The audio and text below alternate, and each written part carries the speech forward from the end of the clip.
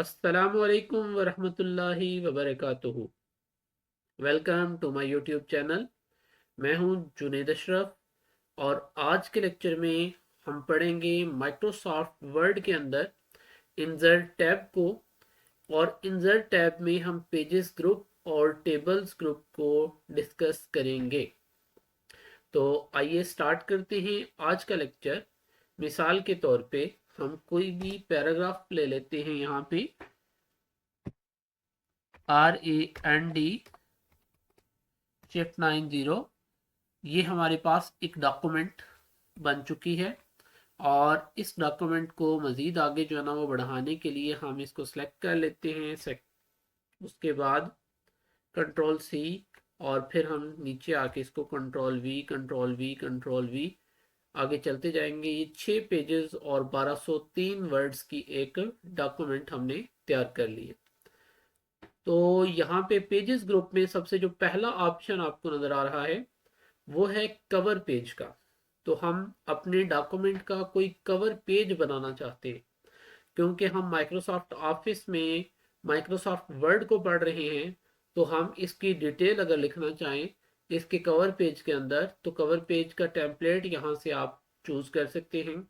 मिसाल के तौर पे ये मैं 3rd नंबर का टेम्पलेट यूज कर लेता हूँ। ये आपके फर्स्ट पेज यानी कवर पेज के तौर पे आ चुका है। अब यहाँ पे इसको ड्रैग करते हैं। यहाँ पे लिखा हुआ है डॉक्यूमेंट टाइटल। फॉर एग्जांपल हम डॉक्यूमेंट टाइटल में माइक्रोसॉफ्ट ऑफिस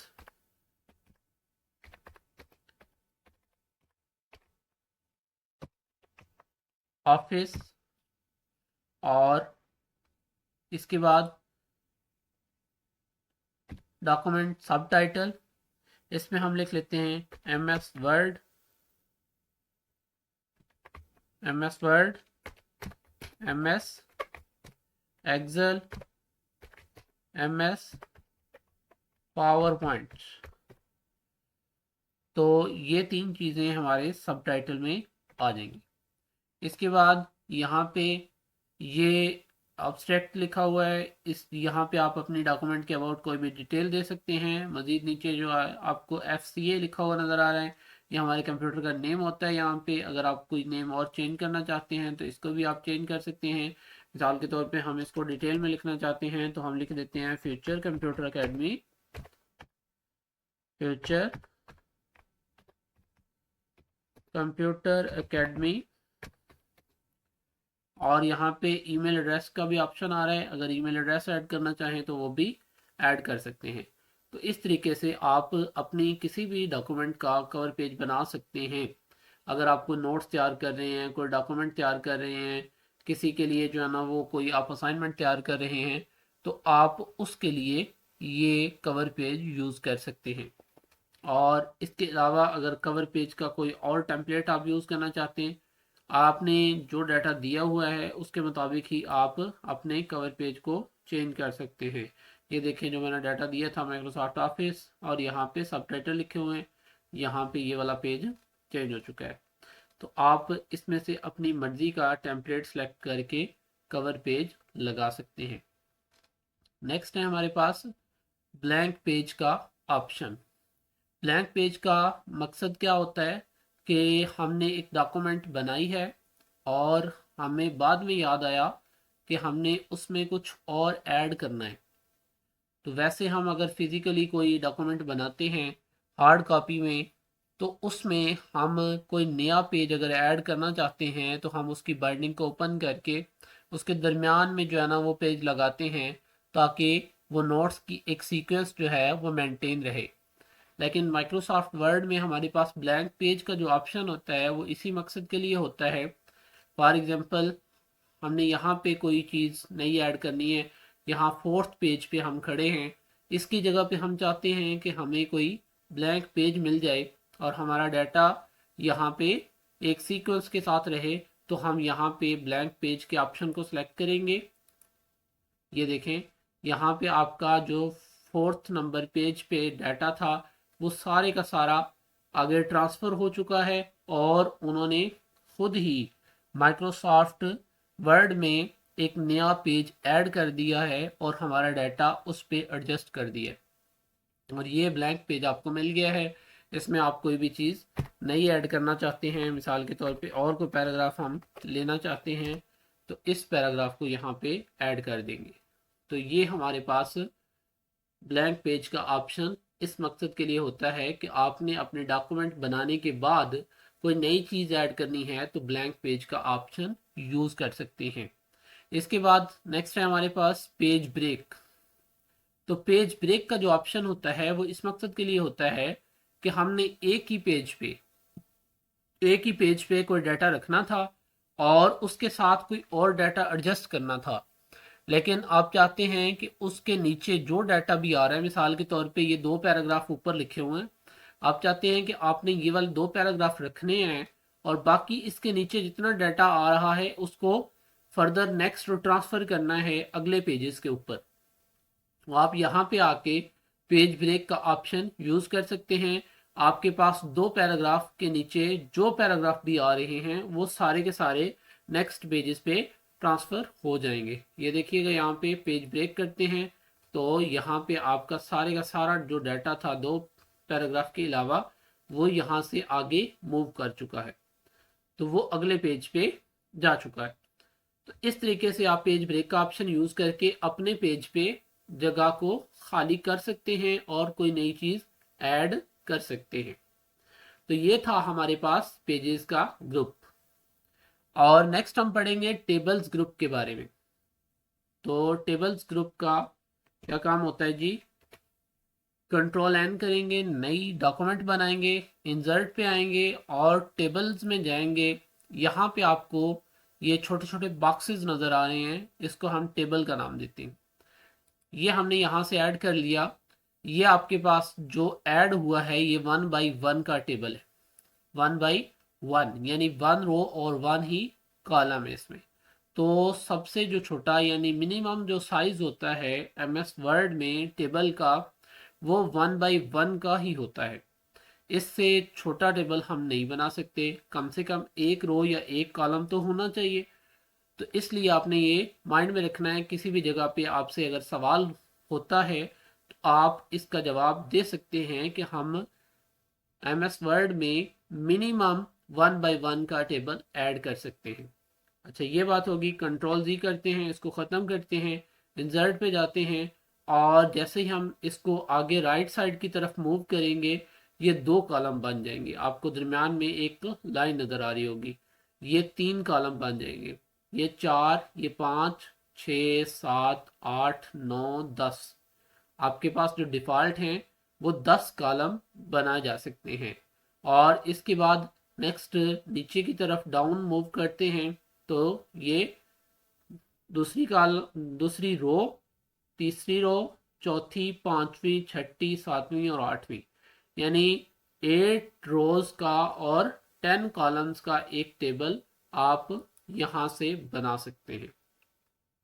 ये हमारे पास इसमें जो डिफ़ॉल्ट यहाँ से बनाया जा सकता है वो इतना ही टेबल बनाया जा सकता है।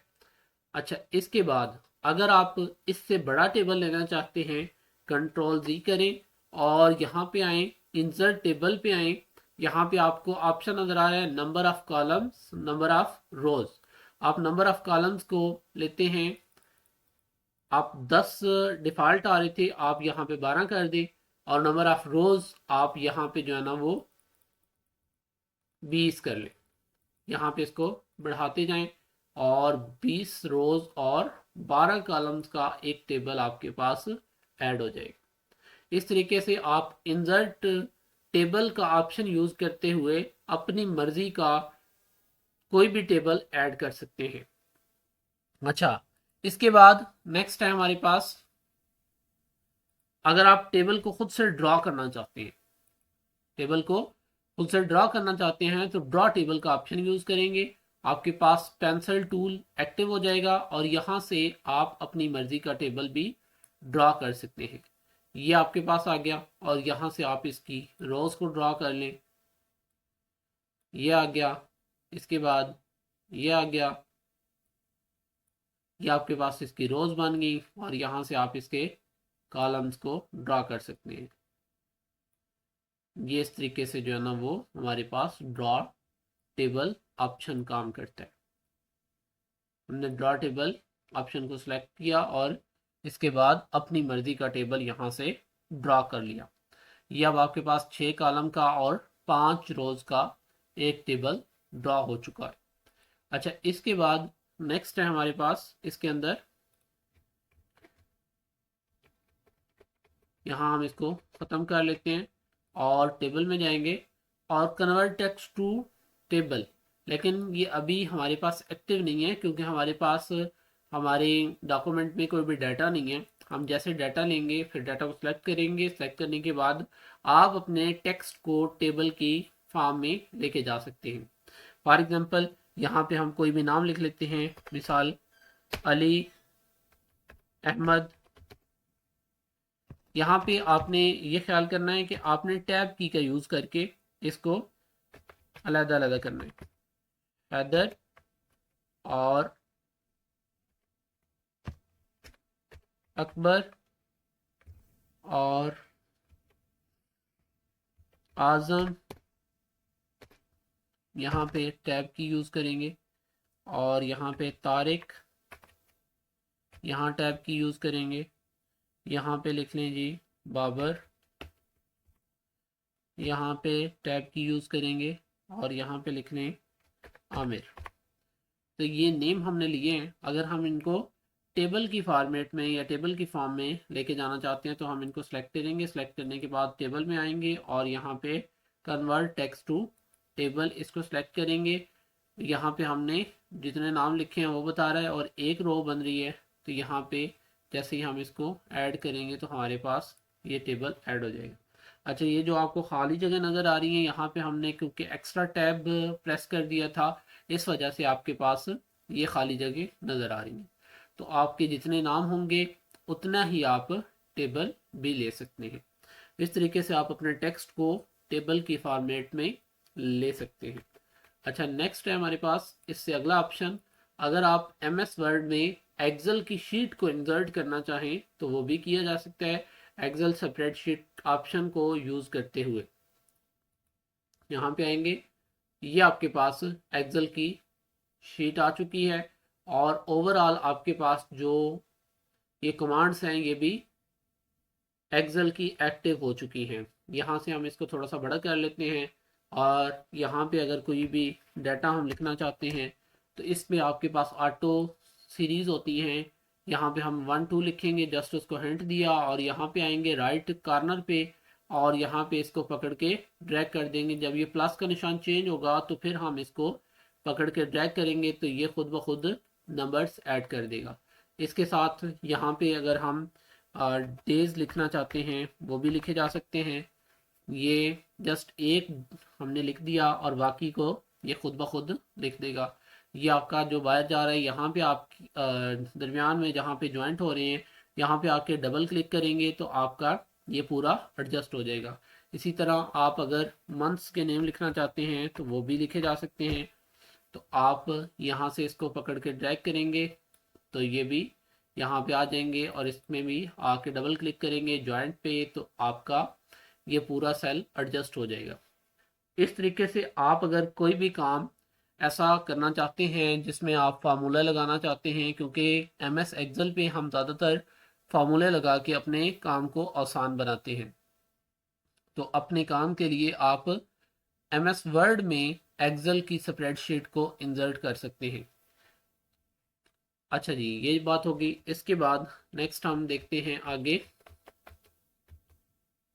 ये क्लोज कर दिया हमने ये। अच्छा, इसके बाद नेक्स्ट है हमारे पास टेबल के ऑप्शन में क्विक टेबल्स। लास्ट इसका है क्विक टेबल। यहाँ से आप सेलेक्ट कर लें किसी भी टेम्पलेट को। ये आपके पास ऑटो टेबल बने हुए हैं। आप अपनी रिक्वायरमेंट के मुताबिक यहाँ से कोई भी टेबल को यूज़ करके आप अपना डाटा उसमें एडिट कर लें और उस टेबल को आप यूज़ कर सकते हैं, उस फॉर्मेट को आप यूज़ कर सकते हैं। मिसाल के तौर पे इस तरह की अगर आपने कोई लिस्ट तैयार करनी है, यहाँ पे आपके पास कॉलेज नेम लिखा हुआ है, न्यू स्टूडेंट्स लिखे हुए हैं, ग्रेजुएटिंग स्टूडेंट्स लिखे हुए हैं, चेंज जितने हुए हैं वो यहाँ पे आ रहे। तो इस तरीके से आप जो है ना वो क्विक टेबल का ऑप्शन यूज़ कर सकते हैं। तो क्विक टेबल में आपके पास और बहुत सारे जो है ना वो टेम्पलेट्स दिए गए हैं, जैसे ये कैलेंडर आपको नज़र आ रहा है, यहाँ पे भी आपको कैलेंडर नज़र आ रहा है, यहाँ पे ये सारे जो है ना वो सब हेडिंग्स के साथ सब हेड्स भी दिए हुए हैं, विद सब हेड्स 1 है, विद सब हेड्स 2 है। यहाँ पे आप कोई भी टेबल दे के उसको एडिट करके अपने रिक्वायरमेंट के मुताबिक यूज़ कर सकते हैं। अच्छा, नेक्स्ट हमारे पास अगर हम यहाँ से टेबल को दोबारा इंसर्ट कर लेते हैं तो टेबल में एंट्री का तरीकाकार पढ़ते हैं कि हमने टेबल में एंट्री कैसे करनी होती है। यहाँ पे आपने ख्याल करना है कि अगर आपने अपने पहले कॉलम को सिलेक्ट करना है तो कॉलम के ऊपर अपने कर्सर को ले आएंगे और यहाँ पे आके इसको लेफ्ट क्लिक करेंगे तो पहला कॉलम सिलेक्ट हो जाएगा।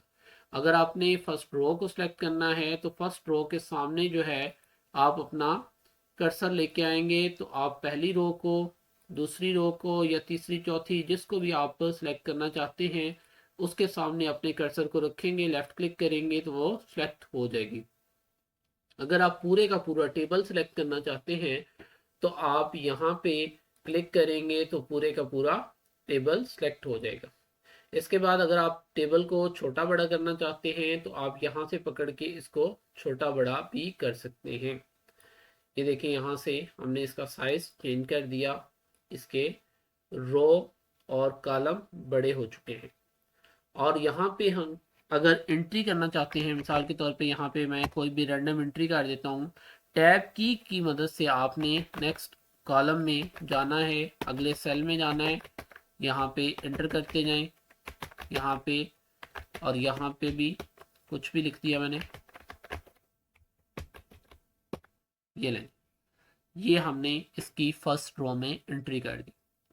अगर आप चाहते हैं कि ये जो डाटा आपने एंटर किया है इस डाटा को आप इसके अंदर कहीं भी मूव करवाना चाहते हैं तो आप आल्ट शिफ्ट डाउन एरो की का यूज़ करेंगे, alt plus shift plus down arrow की का यूज़ करेंगे तो आपका डाटा नीचे की तरफ मूव होगा डाउन एरो की से, और अप एरो की से ऊपर की तरफ डाटा मूव होगा। इस तरीके से आप इन शॉर्टकट कीज का यूज करते हुए alt plus shift plus up arrow की से डाटा ऊपर जाएगा, alt plus shift down arrow की से डाटा नीचे की तरफ आएगा। इसके बाद आपके पास आल्ट शिफ्ट लेफ्ट एरो की जो होती है वो आपके डाटा को हेडिंग 1 में चेंज कर देती है, आल्ट शिफ्ट राइट एरो की जो होती है वो आपके डाटा को हेडिंग 2 में चेंज कर देती है। और अगर आप अपने डाटा को फिर से नॉर्मल हालत में लेके जाना चाहते हैं तो आप कंट्रोल शिफ्ट एन के साथ अपने डाटा को नॉर्मल कंडीशन में लेके जा सकते हैं। तो इस तरीके से आप अपने डाटा को टेबल में कहीं भी मूव करवा सकते हैं, या हेडिंग 1 में चेंज कर सकते हैं या हेडिंग 2 में चेंज कर सकते हैं। और इसके अलावा अगर आप अपने डाटा की कॉपी क्रिएट करना चाहते हैं, यानी यही डाटा आप चाहते हैं कि टेबल में किसी और रो में भी आ जाए, तो आप कंट्रोल प्रेस करते हुए अपने डाटा को पकड़ के नीचे की तरफ ड्रैग करेंगे तो हमारा डाटा कंट्रोल जी सॉरी यहाँ से हम पकड़ेंगे फर्स्ट कॉलम में आके फर्स्ट सेल में, और आपका डाटा कंट्रोल जी, यहाँ पे एक मिनट दोबारा इसको हम सेलेक्ट कर लेते हैं। सेलेक्ट करने के बाद हम यहाँ पे कंट्रोल प्रेस करेंगे और डाटा को पकड़ के नीचे की तरफ ले, ये हमारा डाटा कॉपी हो चुका है। अगर हमने डाटा को कॉपी करना है दोबारा इसको सिलेक्ट करेंगे। सिलेक्ट करने के बाद आपने कंट्रोल प्रेस करना है और साथ में माउस की लेफ्ट क्लिक प्रेस करनी है और इसको पकड़ के नीचे की तरफ ले आना है, तो ये डाटा हमारा सेम वही कॉपी हो चुका है। इस तरीके से हम अपने डाटा की कॉपी क्रिएट कर सकते हैं टेबल के अंदर रहते हुए। और इसके अलावा अगर आप चाहते हैं कि आप अपने पूरे के पूरे टेबल को कॉपी करना, तो यहाँ से टेबल को सिलेक्ट करेंगे।